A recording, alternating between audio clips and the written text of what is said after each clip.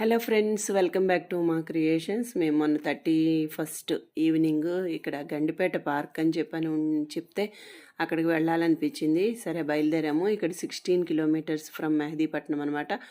Parking అది కూడా చాలా సూపర్బ్ ఉంది. ఎక్కడ కూడా మనకి ఇబ్బంది కలిగేలా లేదు.